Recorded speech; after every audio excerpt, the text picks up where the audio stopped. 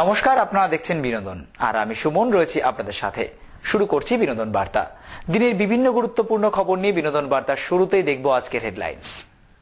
রক্তদান সহ স্বাস্থ্য পরীক্ষা শিবির কয়রাঙ্গা নট্য কলোনি ক্লাবে।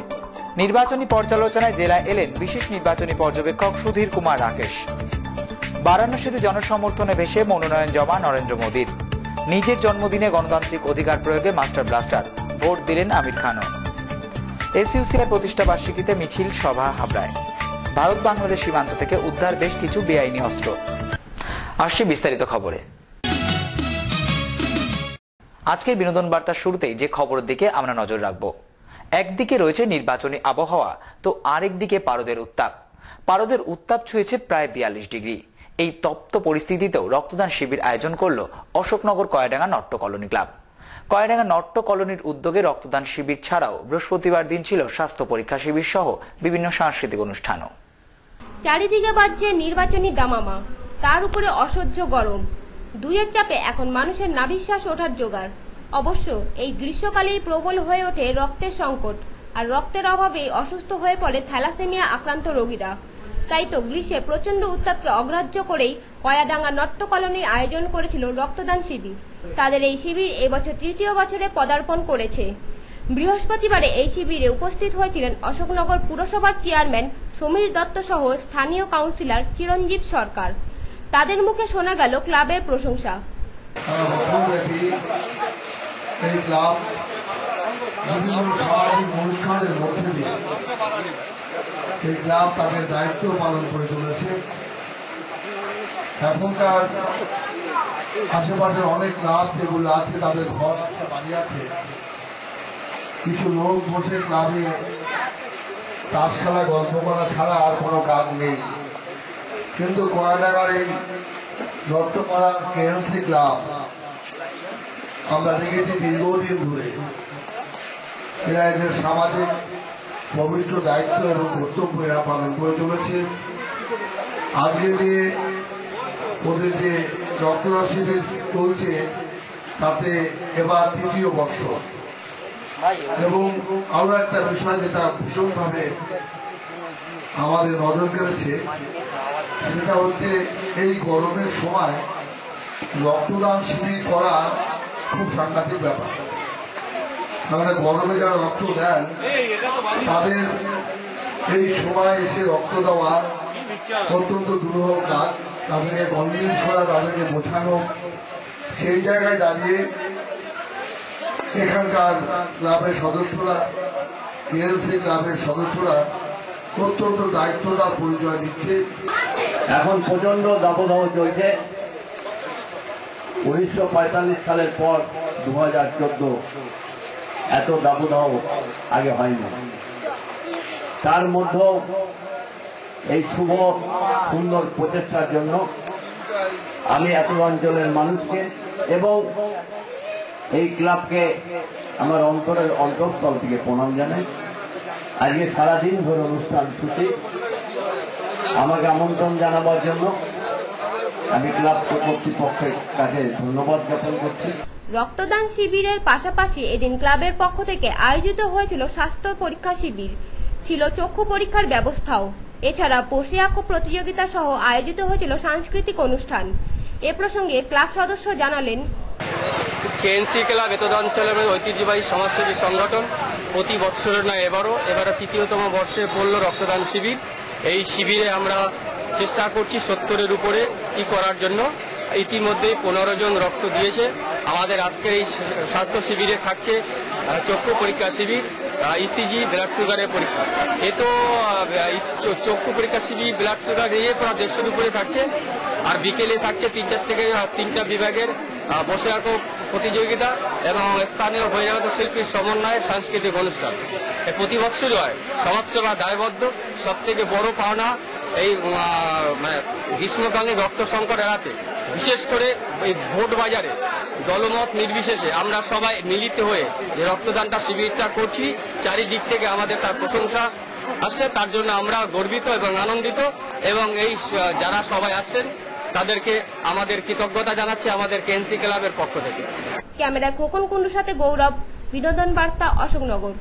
12ই মে আমাদের জেলার লোকসভা নির্বাচন। এই লোকসভা নির্বাচনের আগে নির্বাচনী পরিস্থিতি খতিয়ে দেখতে বুধবার রাতে বারাসাত জেলাশাসক ভবনে এলেন অতিরিক্ত বিশেষ নির্বাচনী পর্যবেক্ষক সুধীর কুমার রাকেশ। এদিন সন্ধ্যাতেই তিনি বৈঠক করেন নির্বাচনী আধিকারিকদের সাথে। নির্বাচনী বৈঠকে উপস্থিত ছিলেন জেলাশাসক তথা রিটার্নিং অফিসার ওঙ্কার সিং মিনা সহ অন্যান্য আধিকারিকরাও। পশ্চিমবঙ্গে নির্বাচন নিয়ে বেশ তৎপর কমিশন। নির্বাচন পর্ব চলাকালীন সময় যাতে কোনো প্রকার অশান্তি না ছড়ায় তার জন্য রাজ্য পুলিশের পাশাপাশি মোতায়েন করা হয়েছে কেন্দ্রীয় বাহিনী। আর সর্বোপরি 2004 সালের পর নির্বাচনী নিরাপত্তা ব্যবস্থা খতিয়ে দেখতে রাজ্যে এসেছেন বিশেষ নির্বাচনী পর্যবেক্ষক সুধীর কুমার রাকেশ। নির্বাচনী পরিস্থিতি খতিয়ে দেখতে রাজ্যের বিভিন্ন জেলায় বৈঠক করেছেন তিনি। বুধবার যেদিন বামেরা তাদের কর্মীদের ঘরে ফেরানোর আবেদন নিয়ে জেলা শাসকের দ্বারস্থ হলেন, সেই দিনই নির্বাচনী পরিস্থিতি খতিয়ে দেখতে উত্তর 24 পরগনা জেলা শাসক ভবনে এলেন সুধীর কুমার রাকেশ। এই দিন রাতেই তিনি জেলার রিটার্নিং অফিসার তথা জেলা শাসক ওঙ্কার সিং মিনা সহ অন্যান্য নির্বাচনী আধিকারিকদের সাথে বৈঠক করেন তিনি। বৈঠক শেষে সাংবাদিকদের মুখোমুখি হয়ে নির্বাচনী প্রসঙ্গে সুধীর কুমার রাকেশ বলেন, Something which I always say, preparations and planning is very good, and I had a very good discussion with all the senior officers. Preparations are very good, but I have had a word of caution for everybody that preparations may be good, presentation may be good, actual test will be performance on the day of polls. So many things they have to work out because there is a difficult terrain, it's such a vast area, so many difficulties are there, especially because of terrain and some shadow communication zone. So communication facilities will have to be established in those zones, plus the difficult terrain where you have to cross the river and go. So carrying personnel there, ensuring that no EVM failure takes place, all these things. And apart from that, all the preventive and confidence building measures that they are taking. Well, definitely. There are election commission instructions and border sealing, etc. So the entire exercise will be undertaken. There are instructions, existing instructions of the commission for international borders, for state borders, for district borders, for everything. You apprehend some special kind of problem there? No, because if there are special problems, then only special arrangements will be made. So in the industrial area, I mean, if they apprehend any kind of special problem, they will take those measures. If you have anything in mind, then please tell us, then we will share and we will make special preparation. Today, to give any instruction, they are doing everything. I believe they are having regular interaction with you people.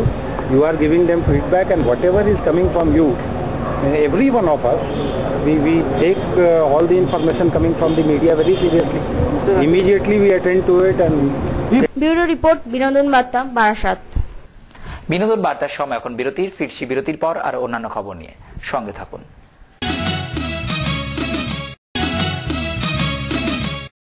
বিরতির পর আপনাদেরকে আরো একবার স্বাগত। আপনারা দেখছেন বিনোদন বার্তা। অবশেষে এলো সেই বহু প্রতীক্ষিত দিন। 24শে এপ্রিল বৃহস্পতিবার গঙ্গা পাড়ের বারাণসী কেন্দ্র থেকে নিজের মনোনয়নপত্র জমা দিলেন এবারের লোকসভা নির্বাচনে বিজেপির প্রধানমন্ত্রী পদপ্রার্থী নরেন্দ্র মোদী। মনোনয়নপত্র জমা দেওয়ার আগে রোড শো করলেন, আর প্রায় 2 লক্ষ জনসমর্থনে ভেসে আবেগে আপ্লুত নরেন্দ্র মোদী। এবারের নির্বাচনে বিজেপির লড়াইয়ের অন্যতম মুখ গুজরাটের মুখ্যমন্ত্রী নরেন্দ্র মোদী। সাধারণ এক পরিবারের থেকে উঠে আসা নরেন্দ্র দামোদর দাস মোদী আজ বিজেপির প্রধানমন্ত্রী পদপ্রার্থী। নিজের রাজ্য গুজরাটের ভাদোদরা থেকে ইতিমধ্যেই লড়াইয়ের জন্য মনোনয়নপত্র জমা দিয়েছেন তিনি। ভাদোদরার পাশাপাশি গঙ্গাপাড়ের বারাণসী থেকেও নির্বাচনে লড়ার কথা ঘোষণা করেছিলেন মোদী। সেই মতো বৃহস্পতিবার বারাণসীতে গেলেন নরেন্দ্র মোদী। এই কেন্দ্রেই তার বিরুদ্ধে লড়ছেন আম আদমি পার্টির সুপ্রিমো অরবিন্দ কেজরিওয়াল। বৃহস্পতিবার বারাণসীতে মনোনয়ন জমা দেওয়ার আগে রোড শো করেন ভারতের প্রধানমন্ত্রীত্বের অন্যতম এই দাবিদার। আর সেখানে প্রায় 2 লক্ষ বিজেপি সমর্থক জমা হয় মোদীর সমর্থনে। সমর্থকদের আবেগ উচ্ছ্বাসে ভেসে মনোনয়ন জমা দিলেন মোদী। আর মোদীর মনোনয়ন জমার দিনই তার বিরুদ্ধে মুখ খুললেন প্রধানমন্ত্রী মনমোহন সিং। দেশ জুড়ে মোদী হাওয়াকে কটাক্ষ করে তিনি বলেন, Sir, there is a Modi wave all around. Do you think that it will affect this election? Well, Modi wave is the creation of the media. I don't think, I think the country as a whole is swept by any Modi wave. So what is your reaction regarding the... bureau report, বিনোদন বার্তা। ভারতবর্ষের বাণিজ্যিক রাজধানী মুম্বাই শহর। মুম্বাই শহর বড়ই ব্যস্ত, তাই তো সব সময় ভোটাধিকার প্রয়োগ করতে পারেন না এখানকার লোকেরা। কিন্তু এবার গণতান্ত্রিক অধিকার প্রয়োগ করতে দেখা গেল বলিউডের এক ঝাঁক তারকাকে। আইফা অ্যাওয়ার্ডকে উপেক্ষা করেও ভোট দান করলেন বলিউডি তারকারা। পাশাপাশি নিজের গণতান্ত্রিক অধিকার নিজের জন্মদিনে দিলেন master blaster Sachin Tendulkar. I think in a democratic nation of ours, every eligible voter must make an effort to vote, and that's the only reason I'm here. It's normal. From the sporting point of view, what would you like the government that comes in to do? No, I don't want to get into all that, but I'm just wanting to say that it's important to vote because तो आज बहुत ही important दिन है हम सबके लिए, और एक बार फिर मैं सबसे अपील करता हूं कि हर हिंदुस्तानी अपने घर से निकले और जाके वोट दे। आज यहाँ मुंबई में वोटिंग चल रही है और मेरी पत्नी किरण और मैं हम दोनों आए हैं, और मैं हर एक हिंदुस्तानी से ये कहना चाहूँगा कि ये बहुत ही एक इम्पॉर्टेंट प्रोसेस है हमारे लोकतंत्र का।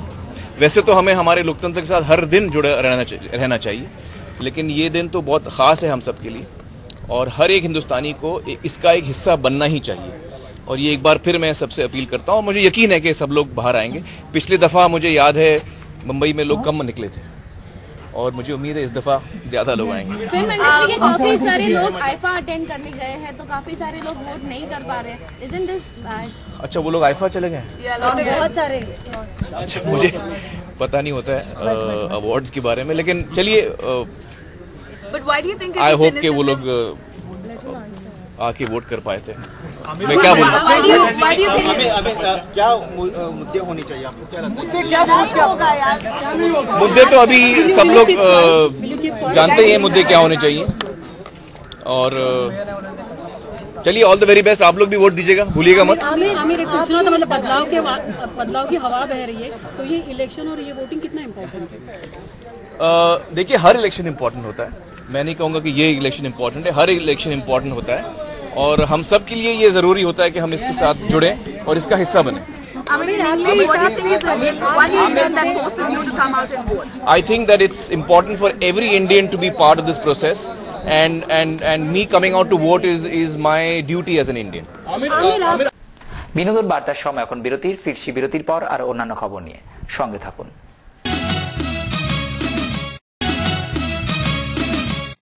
বিরতির পর আপনাদেরকে আরো একবার স্বাগত। আপনারা দেখছেন বিনোদন বার্তা। 1948 সালে 24 এপ্রিল 60 জন কর্মী নিয়ে পথ চলা শুরু হয়েছিল এসইউসিআই এর। এসইউসিআই এর প্রতিষ্ঠা বার্ষিকী উপলক্ষে বৃহস্পতিবার হাবড়ায় ছিল পথসভা, মিছিল। এছাড়াও তাদের প্রার্থী পরেশ ঘোষের সমর্থনে হয় পদমিছিল।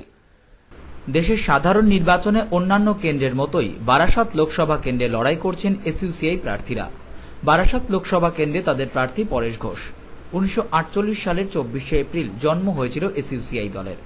দলের প্রতিষ্ঠা বার্ষিকী ও প্রার্থীর সমর্থনে বৃহস্পতিবার বিকেলে হাবড়া চোংদা মোড় থেকে 1 নম্বর রেলগেট পর্যন্ত এক পদমিছিলের আয়োজন করে এসইউসিআই। এই মিছিলে তাদের কর্মী সংখ্যা ছিল উল্লেখযোগ্য। মিছিলের শেষে এক সভারও আয়োজন করে তারা। সভা থেকে শ্রদ্ধা জানানো হয় নেতৃত্বদের। এই কর্মসূচি ও নির্বাচনে লড়াইয়ের প্রসঙ্গে এসইউসিআই প্রার্থী পরেশ ঘোষ বললেন,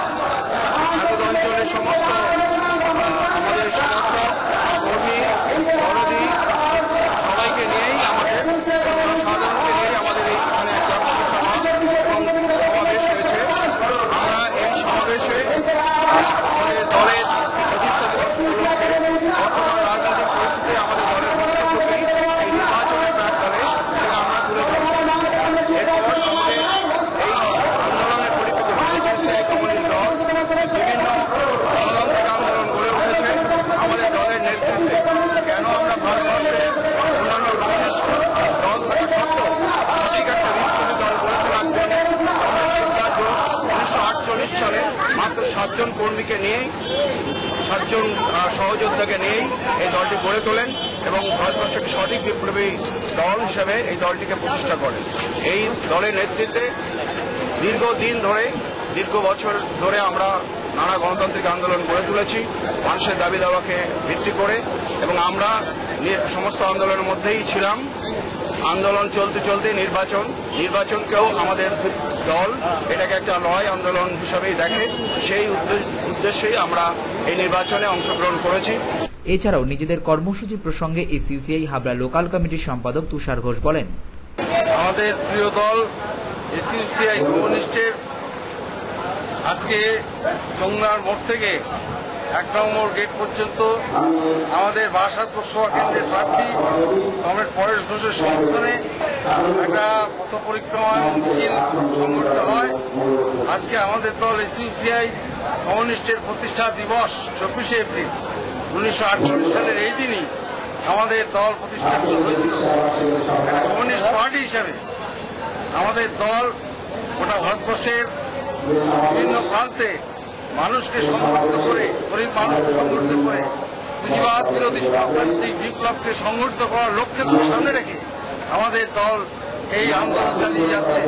এবং সেই জন্য সত্যিকারের কমিউনিস্ট পার্টি ছাড়া যে বিপ্লব হতে পারে না, সত্যিকারের মেহনতি মানুষের মুক্তি আসতে পারে না, এই বিষয়টাকে সামনে রেখে আমরা প্রতি বছর প্রতিষ্ঠা দিবস পালন করি। এবছর নির্বাচন যেহেতু সামনে, ফলে সমস্ত জায়গায় আজকে গোটা ভারতবর্ষের সমস্ত জায়গায় এই দিনটা আমাদের দলের কর্মী সমর্থকরা যথাযোগ্য মর্যাদায় এই দিনটা উদযাপন করে। ক্যামেরায় খোকন কুণ্ডুর সাথে বরুণের রিপোর্ট, বিনোদন বার্তা, হাবড়া। বুধবার রাতে ভারত বাংলাদেশ সীমান্তে হরিদাসপুর বর্ডার থেকে বিএসএফ উদ্ধার করল বেশ কিছু বেআইনি আগ্নেয়াস্ত্র। তবে এই ঘটনায় যুক্ত থাকার সন্দেহে কাউকে গ্রেপ্তার করতে পারেনি তারা। সমগ্র দেশ জুড়ে চলছে দেশের সাধারণ নির্বাচন। নির্বাচনের পরিপ্রেক্ষিতে গোটা দেশ মুড়ে ফেলা হয়েছে নিরাপত্তার চাদরে। সীমান্ত এলাকায় বাড়ানো হয়েছে নিরাপত্তা। সেই নিরাপত্তার ফাঁক গলেই বুধবার রাতে অস্ত্র আমদানি হচ্ছিল এ দেশে। আগে থাকতেই সীমান্ত রক্ষী বাহিনী 40 নং ব্যাটালিয়নের কাছে খবর ছিল অস্ত্র পাচারের।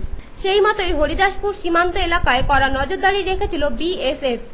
বুধবার রাত 9:30 নাগাদ সন্দেহভাজন এক ব্যক্তিকে দেখে জওয়ানরা তাকে ধাওয়া করলে রাতের অন্ধকারে একটি ব্যাগ ফেলে রেখে গা ঢাকা দেয় ওই ব্যক্তি।